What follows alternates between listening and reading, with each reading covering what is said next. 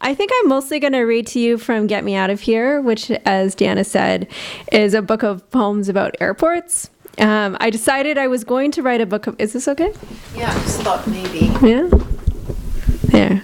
I decided that I was going to write a book of poems about airports, and I was doing a lot of traveling one year, and I was in airports a lot, and every time I got into an airport, I had this intention to look around and, get ideas for poems, and as soon as I got past security, I was like, immediately head down, just get me out of here. Like, I need to get on this plane. I need to play Candy Crush for as long as possible. I just I don't want to be here. And that's pretty much me with most of my life. I don't want to be wherever I am. So what I did is I put an open call on social media asking people to send me observations that they found in airports, one line. And I wrote poems in response to every observation I got. So I will read you them. So the poems don't have titles, they have the observations and who sent it to me. So the first one is from Ellie Kralji Gardner, who's a wonderful poet in Vancouver, in the Vancouver International Airport. Fatima uses power tools, busts leather while speaking Arabic into a cell phone tucked into her jalaba. 1. Fatima joins me in the life-size corridor. Our vantage makes the most of geometry. We see every exit. She pulls the last of the boarding passes from my pockets, my departures, meaningless. We hold each other's gaze shyly. We will wait until the shift is over. Hands pressed to tiled wall, it's held chill, a respite from recycled air. It's like we're real here. Almost, we whisper, but not quite. I reposition glass walls, play planner, mock door. The strangers hurry in, as they always do in situations like these. They line up to have their faces buffed to plainness. They are always lining up. 2. Fatima wakes in a non-place where her name means less than the enormity. Atama, says she, at times I'm an item. Item, Sachiko, stump of a gal in an imaginary airport. Feet stamped to bring feeling back. Who ignore the sensation of being watched and focused on leaving. Try again. Carmel, a water jug, spotlight. 3. Fatima and I take a breather from the unreal. She flips back to deftly polish, leaves for her break through a door I can't enter. In the real world, I am useless. Carmel, water jug, spotlight. The sound of Fatima's jalaba as she walks away. Rustle, rustle. Rustle, rustle. Did you hear that? Did you? This one came to me from Christopher Schaberg, who's an academic who likes to write about airports. So he sent me a lot. Had to kind of be like, no, dude, just calm down. So he's got about 3 in this book. Walking into the terminal, early morning flight, and I feel right at home. Did you pre-watch the video demos of the proper use of the self-check-in terminals? Did you practice the brief, unburdened walk through the security gate, your sweet spot gate?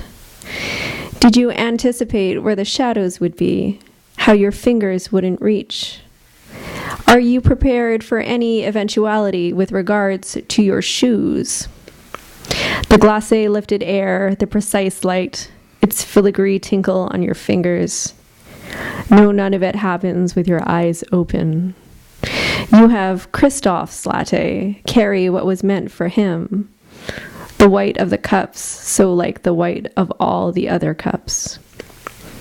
You step again into the terminal and your particles drift. The glass filtered light, the precise air, etc. filigree thinginess meant for the paying passengers. The self-check-in spits its ribboning, gushing tickets. You carry around what was meant for you. You drink without incident the shitty, familiar coffee. Gary Barwin also sent me a bunch. Good old Gary. He sent me my lawyer wife calling frantic girl about bail. You can tell me what is actually true. It's private. Break and enter, burglary tools, secrets on your computer. It's like, Gary, that has nothing to do with airports. Gary, it was... Okay. And just because there is no discernible boundary between me and you doesn't mean you should eavesdrop on my conversation with a frantic girl who articulates a request for privacy, which is here duly noted, where the poem opens up the self and its ultrasonic evidence of the broken/entered persona, and its account of a documented experience, which has its own resonant imagery, as distinct from the secrets on my computer and your own shitty, familiar secrets.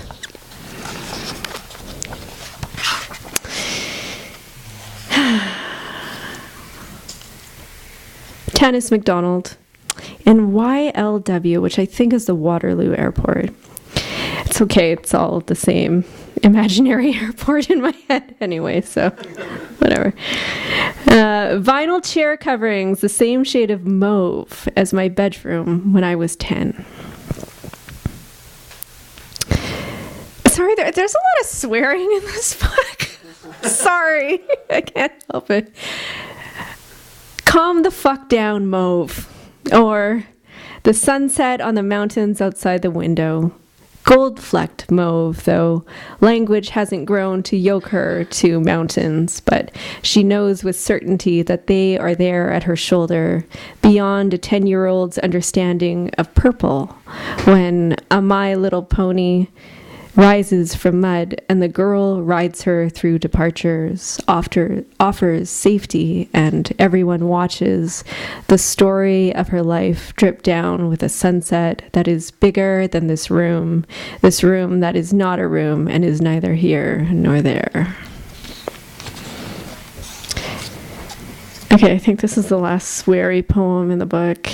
From Nikki Reimer in the Calgary International Airport. Airport boomers say clusterfuck.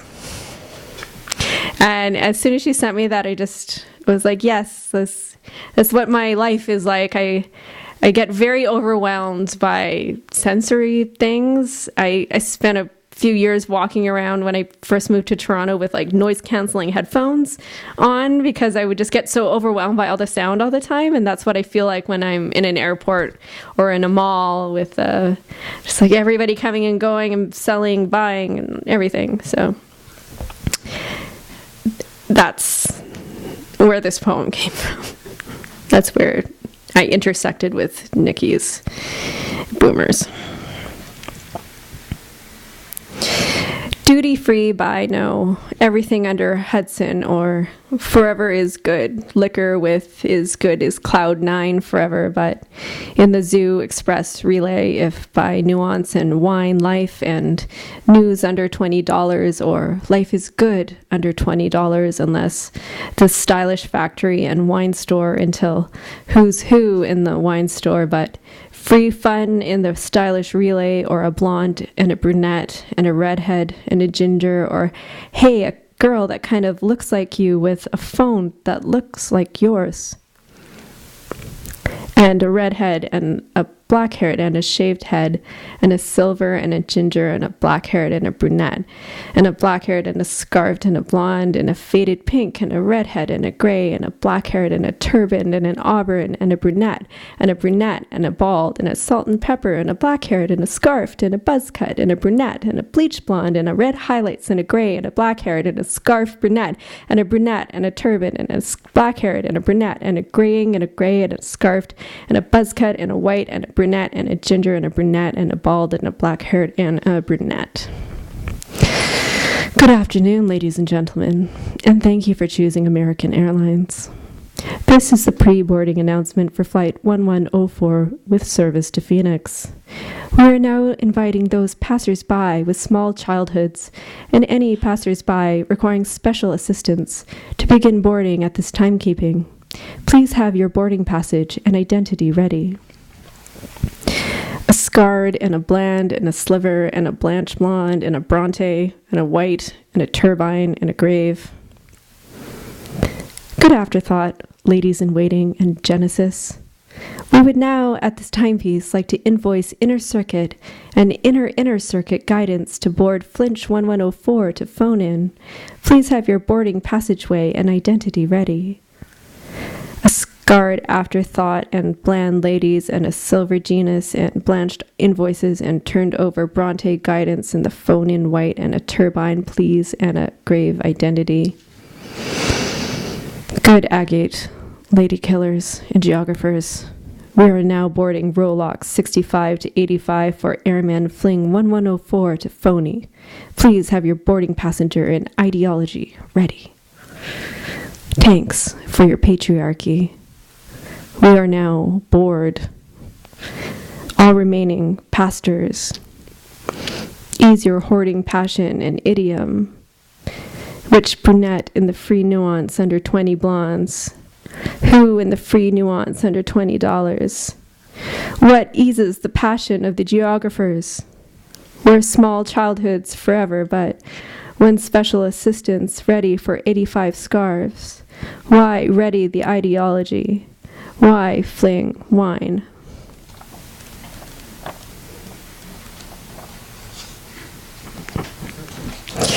Christine McNair, here in Ottawa. False rivers of Trudeau's canoes warbles, while slow uncrouching escalator slips happy familiar balloons roses red. You can tell which were the poets that sent me things. What?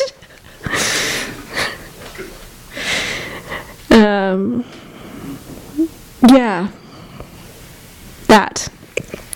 Maybe it is false to say that this or that is more true. My rivers are more river-like than yours, more canals, I suppose.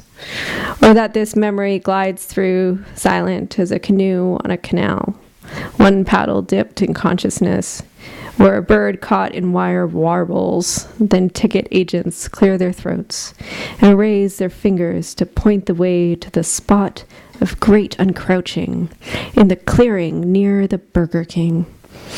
The escalator from the corner of the eye delivers the city. A confused woman slips in, half asleep, wipes her nose, so far from happy she can't remember what it tastes like. And at the bar, the familiar unravels from a caught thread in her throat. Then the planes, they rise, like balloons, no, like thoughts, like roses in a storm, poems scattered on tarmac, bruises that fade from red to green out of view, despite her leaving her own skin for her own skin for this. Okay, the last one, I don't know if I'm going to read from the other ones. Hard to switch gears. I'll read this one and then we'll decide together.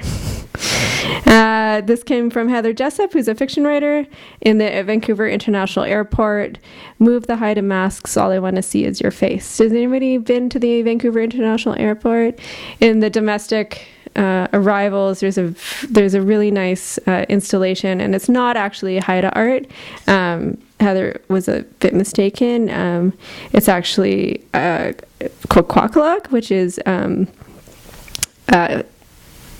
nation that's on Vancouver Island, and my nephew is of that descent, so this poem is for him.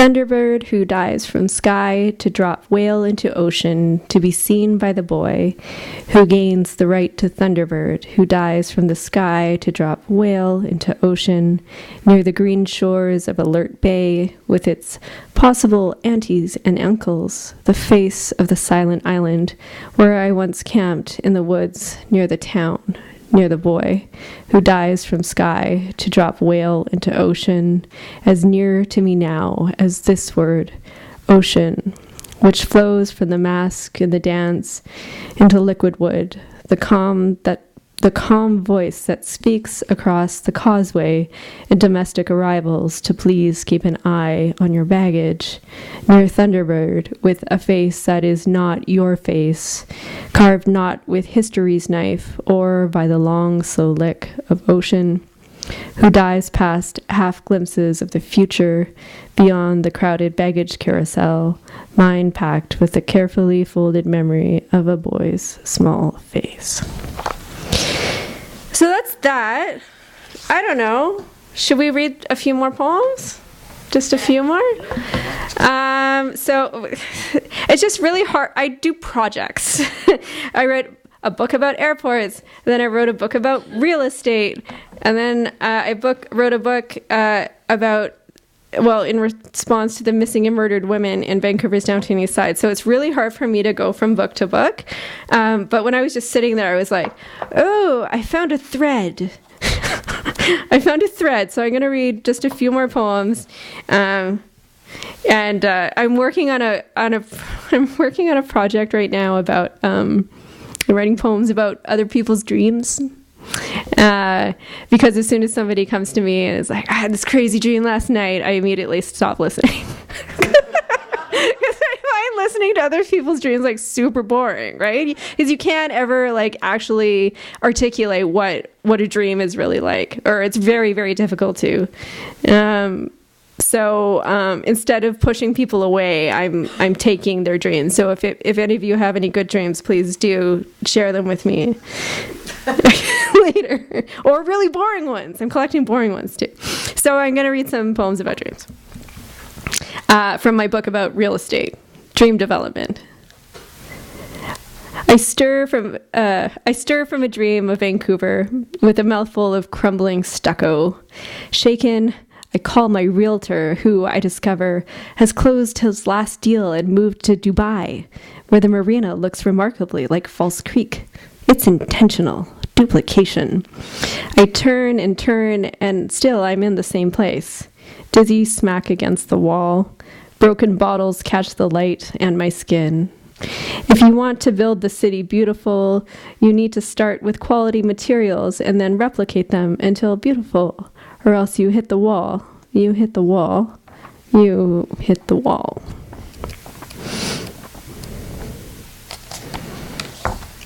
But this dream is not nice.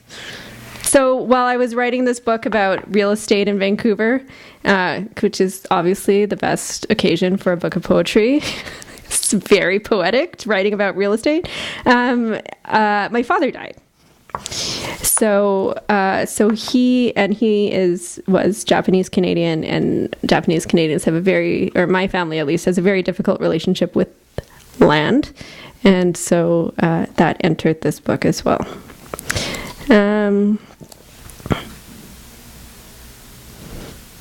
I'll read this one instead. Does anybody know what the word mortgage means? What word? Mortgage. Do you know what it means?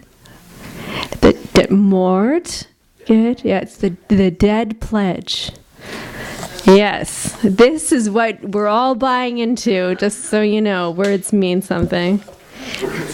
So, mortgage. I think what it means is that, like, even when you're dead, you still have to pay it back. I think that's why it's called that. This has a dream in it. My family has no trust in the bank that promised its trust and then sold land off to neighbors, the lowest bidder. And still they make that dead pledge and buy and sell without remorse and are bought and sold. And the deal dies when the owner does or payment fails.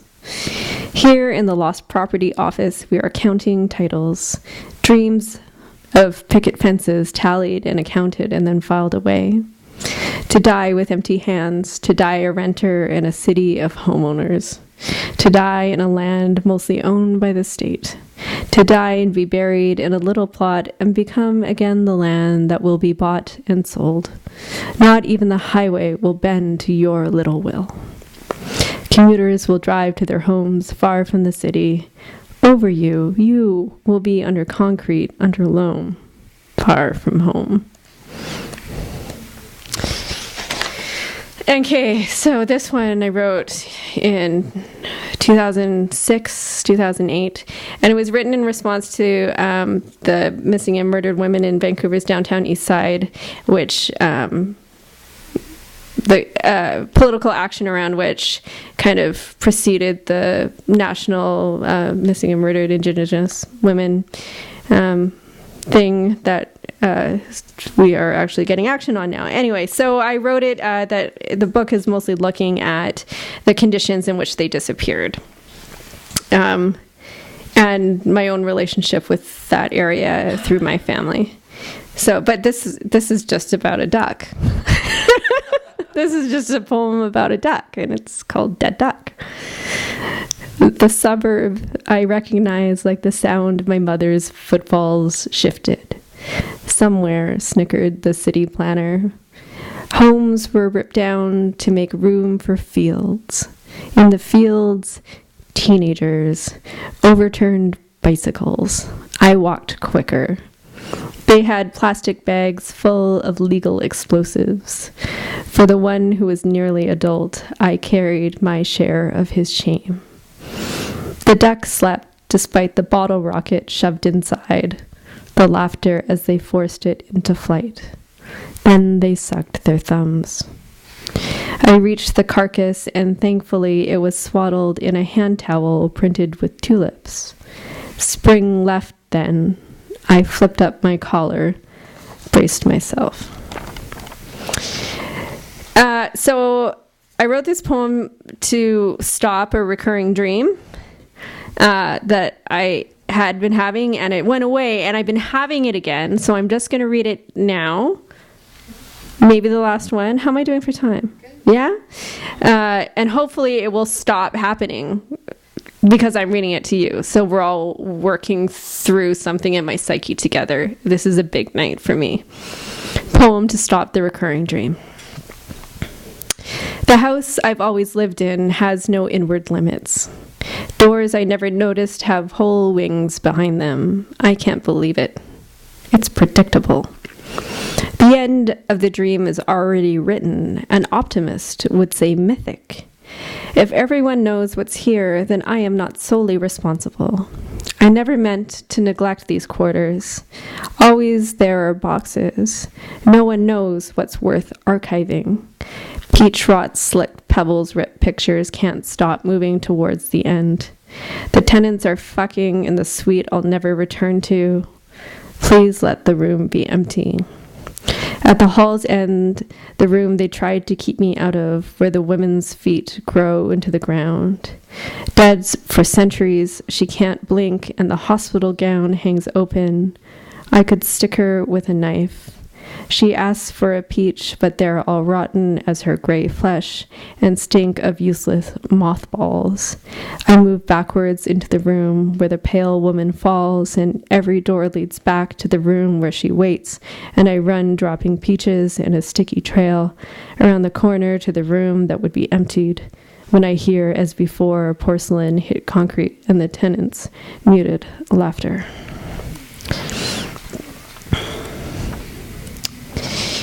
Well then, we're coming to the end of this reading, and I have not chosen a real good flourish to end with. Oh man, I love this poem. I'm going to read this poem. It has like literally nothing to do with anything we've read already. This is a poem, and I'm teaching. I live with my nephew, who's 8, and he's just starting to take an interest in cooking. because it's like up until now he's just like food appears on the table and he's like, what is this slop, and like give me something else. And now suddenly he's like, he wanted to participate in cooking, so the first thing I did was gave him a carrot and had it in the vegetable peeler. And that was the exact same thing my mom did with me, and this is about that. It's called Knife Sense, and thank you for listening. Here is my mother peeling apples. This is the fruit's ribboning circumference, unclasped Mobius. The weight of the knife means nothing to her. She could not tell how she measures the distance from apple flesh to thumb. From the naked spear she sculpts polyhedrons, the skin stain a pretty hint of blood. But this is our afternoon snack. The real meal is in the making. She acquaints me with the peeler, a carrot, a potato. Her hands guide mine down into the basin's depths where the whittled skin remains. On my own, there are no disasters nor perfect rhythms. I bald them with the inverse blade, then hand them over to the woman with a knife as long as my forearm.